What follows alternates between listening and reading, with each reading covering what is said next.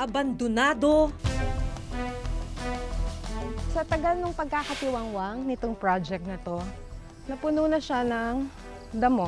May talahib na.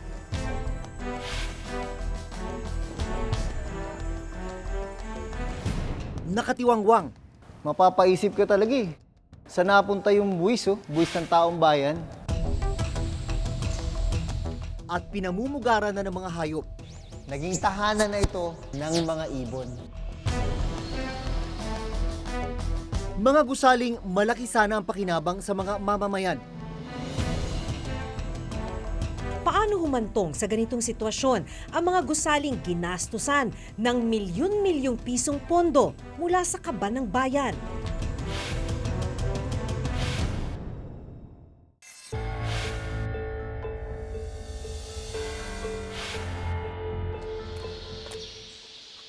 Hindi mga ingay mula sa mga pagpupulong o mga okasyon ang nadatnan ko sa loob ng Cagayan de Oro Convention Center. Kundi mga huni ng ibon. Sa tagal na hindi nagagamit itong Cagayan de Oro International Convention Center, eto na nangyari. Naging tahanan na ito ng mga ibon.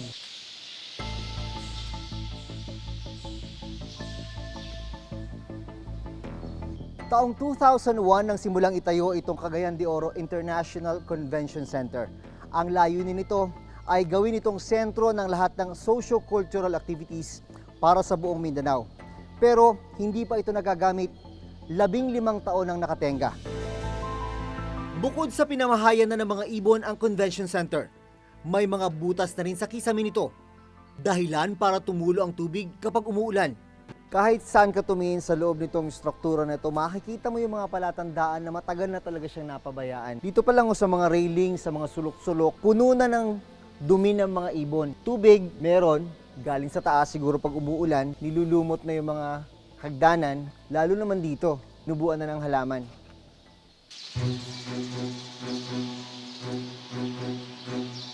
Mahigit sa 1 hektarya ang laki ng Cagayan de Oro Convention Center. 7,700 naman ang dapat na capacity nito.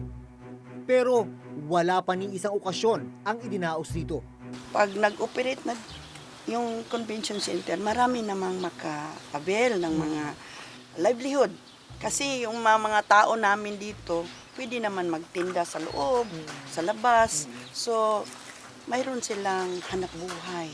Pero habang hindi pa gawa, habang hindi pa nag-ooperate, Sayang. Ang Department of Public Works and Highways o DPWH Region 10 ang implementing agency ng proyekto. Ayon sa nakuha naming dokumento mula sa DPWH Region 10, June 2001 nang simula ng Convention Center. August 2003 ang target completion nito. Ang orihinal na contract cost nito ay 349.9 million pesos mula sa Priority Development Assistance Fund o PDAF ni dating Senador Aquilino Neni Pimentel. Ang pera, pinasa ko na kaagad doon sa DBM na ibigay sa direktamente doon sa DPWH para walang masabi na, uy, ito paborito na kontraktor ito, bibigyan ng, dito ibigay ang construction ng convention center para may cut sa kung sino-sino dyan. Ayaw ko yung ganun. And so the money has been provided and I want every centavo of that accounted fully. Sa dokumentong ito na nakuha namin mula sa DPWH Region 10, lumalabas na 2 ang naging contractor sa pagtatayo ng convention center. Mula 2001 hanggang 2009, naglabas ng 345 million pesos sa pagsisimula ng gusali. Pero taong 2010, hinawakan ng ibang contractor ang pagpapatuloy ng convention center. Mula 2010 hanggang 2011, naglabas ng 149 million pesos ang DPWH Region 10. Sa loob ng 10 taon na pagpapagawa sa Cagayan de Oro Convention Center, hanggang sa ngayon, hindi pa rin ito tapos. Paano po nagsimula ang proyekto na to? Yung proyekto natin, simula ito sa idea na noon ang Cagayan de Oro, wala pang sports center. Naumpisahan nga nung buhat noong 2001, na-award sa Kwan, mahigit ng 349 million yung na-award sa kontraktor. Hindi pa rin nagagawa ang sanitary works tulad ng banyo, electrical, flooring at finishing ng gusali. Ang malungkot, mula 2011 hanggang ngayon, nakatenga ang struktura. Ayon sa dokumento mula sa DPWH, ilan sa mga dahilan kung bakit hindi natapos at natenga ang struktura ay ang masamang panahon at pagkakaantala ng paglabas ng pondo. Di yung balance na doon sa 349 million, hindi natapos kaagad. Umabot ng 2009. Ibig sabihin, pautik-utik yung lumalabas na pondo. Yun talaga. At dahil pautik-utik yung pondo, tumagal ang tumagal. Tumagal.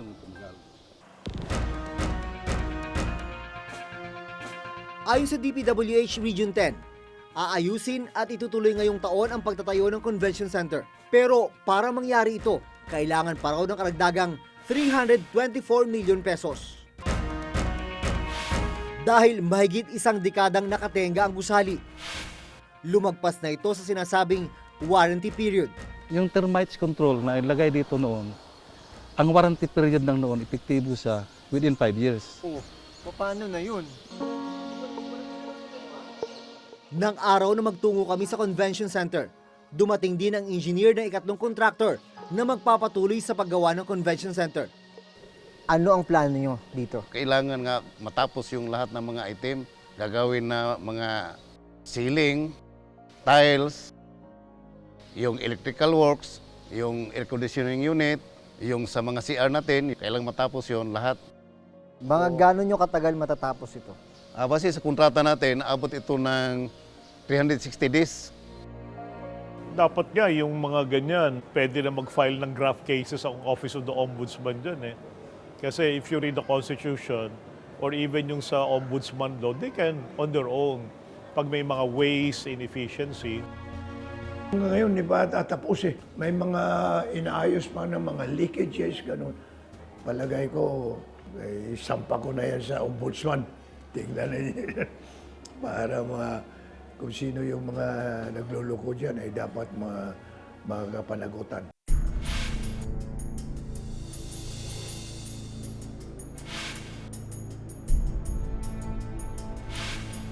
Taong 2007 nang itayo itong Batangas Provincial Livelihood Center. Ginasusan ng 237 million pesos mula sa utang sa isang bangko. 10 taon na lumipas, nakatiwangwang, hindi napapakinabangan. Ipinatayo ang Batangas Provincial Livelihood Center o BPLC para magkaroon ng hanap buhay ang mga residenteng naapektuhan ng pagpalawak ng Batangas Port. Halos 2 hektarya ang lawak ng BPLC na nakatayo sa tabi mismo ng Batangas Port. Ayon sa COA report, June 2003 nang simulang itayo ang ikatlong palapag ng gusali. Dito sana magtatayo ng mga tindahang pagkakakitaan ng mga residenteng na-displace o napaalis ng palawakin ng Batangas Port. June 2004 nang ideklarang tapos ang istruktura. Pero wala ni isang tindahan para sa mga target beneficiary ang naitayo. Dahil nga hindi na may maintain itong struktura, kinakalawang na yung ibang bahagi ng gusali. May mga crack dito, mga crack doon. Ang poste, kita nyo, nakatumba na. Pader, puno rin ng crack. Ang ibang dingding may mga bitak na. Basag-basag ang mga salamin, may butas sa mga kisame. Pati ang mga lababo at palikuran, sira-sira na rin. Kasama kong nag-ikot sa gusali ang kapitan ng barangay. Pag ikaw iniikot mo to, anong nakikita mo? Yung panghihinayang nasa halip na mapakinabangan ng lahat, nagkaganyan. Tingnan mo naman to. Lawak ko. Wala akong makikita. Walang nakatayo, walang nakalagay na anumang establishmento. Ito makikita mo sa second floor. Pakante. Pag makikita mo yung ganitong klaseng proyekto, mapapaisip ka talaga eh. Saan napunta yung buwis, oh? Buwis ng taong bayan.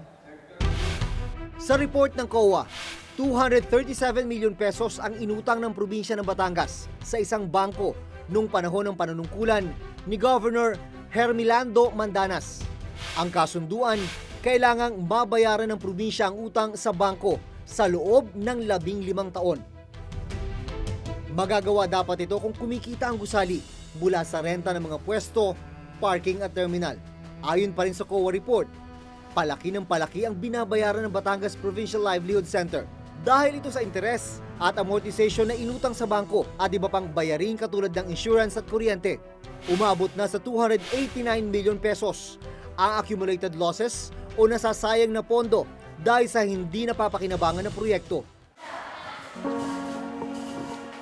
May mga nadatnan kaming nagtitinda sa ibabang bahagi ng gusali. Pero hindi sila nagbabayad ng kanilang pwesto. Hinayaan na lang silang magnegosyo sa nakatenggang gusali. Ito po ang dinat na namin. Hindi ko siyempre kami muna ang gagamit. Habang hindi wala pang gawa, pinaplano si Governor para dito. Ayon sa report ng COA, ang BPLC ay bunga ng mahinang pagpaplano at hindi maayos ang ginawang feasibility study. Hindi raw nagustuhan ng mga investor ang lugar dahil hindi kaaya-aya ang kondisyon ng gusali. Definitely, yun nga, tinatawag mong white elephant, di ba? So, unang-una, mali yung location. Nagtataka nga ako, ba't nilagay doon sa port area? Well, obviously, hindi pinag-aralan. O umutang sila ng 250 million, napakalaking waste of public funds. Pero ayon kay Governor Mandanas, malaking bagay ang pagpapalit ng administrasyon. Kasi pag alis ko, yung sumunod sa akin, hindi na rin itinuloy. Hindi itinuloy. So, pagbalik ko dito, ganun pa rin. Well, it was worse, yung building. So, one of the first things we did, first 6 months, nilinis, inayos, and then we tried it. We got the help of somebody from Divisoria and from Baclaran to sample, for yung mga ganon. And we gave employment immediately to the vendors. We gave them space inside.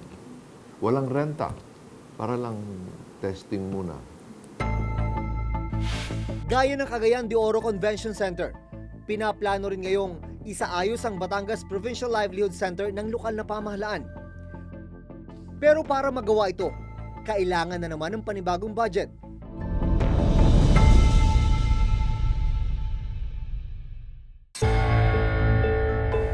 Matapos naming mai-ere ang report tungkol sa mga tulay na ginastosan ng pera natin pero ngayon nakatenga o kaya hindi pa rin natatapos, ilan sa mga kababayan natin ang nagpadala sa amin ng mga mensahe sa pamamagitan ng aming official Facebook account.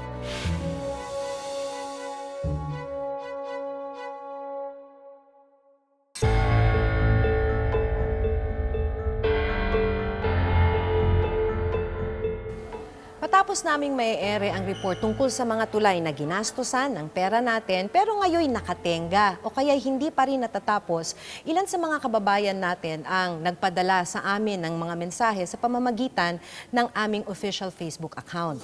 May mga nag-report tungkol sa hindi natapos na tulay sa Surigao at Pampanga. Meron ding nakatenggang palengke sa Mindoro at maging mga sira-sirang daan sa iba't ibang bahagi ng bansa.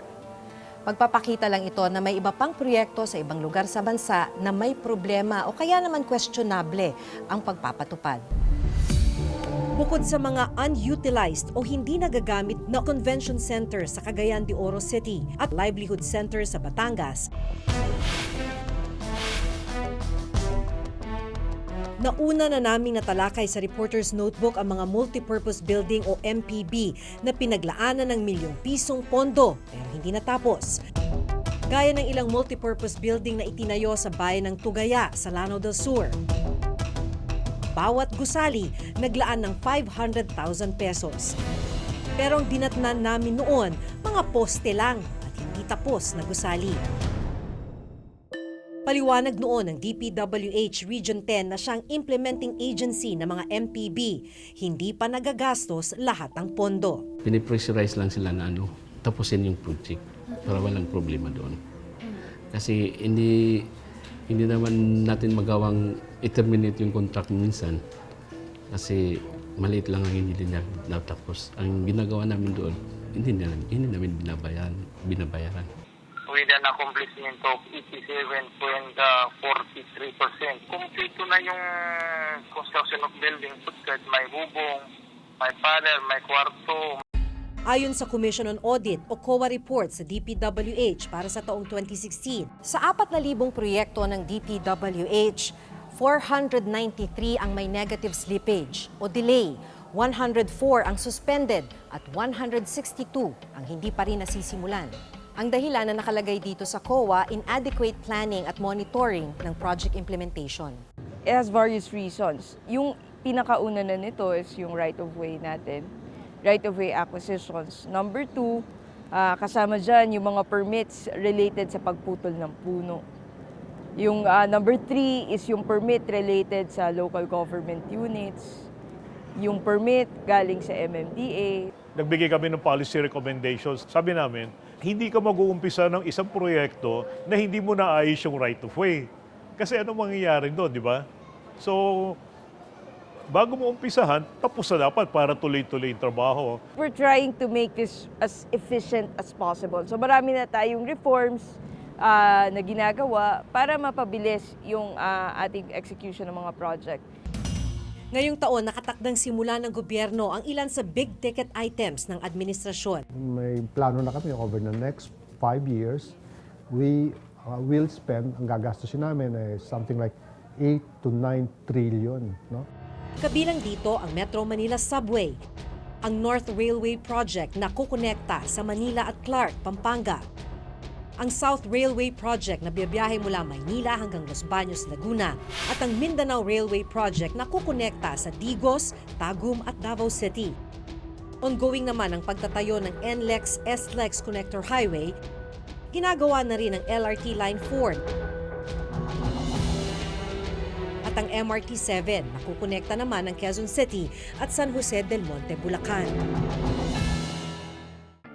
Para mabantayan ang status ng iba't ibang proyekto sa ilalim ng DPWH, bumuo raw sila ngayon ng tinatawag na infra-track monitoring. Ang nangyayari niyan, we have an infra-track system. So it's a mobile application na pwedeng gamitin ng mga staff namin for as long as there is internet. Yung app na yon will be able to capture photos and will able to, plot yung exact photo na yon on the geographic coordinates kung saan siya kinuha. It will be uploaded in a map. So makikita namin automatically, ito yung project in this particular location at ito yung itsura niya ngayon. Kung kunwari dati nagkaroon ng modus na yung Mindanao projects, ang naka-upload ay Luzon, ngayon with this system, hindi na siya pwede.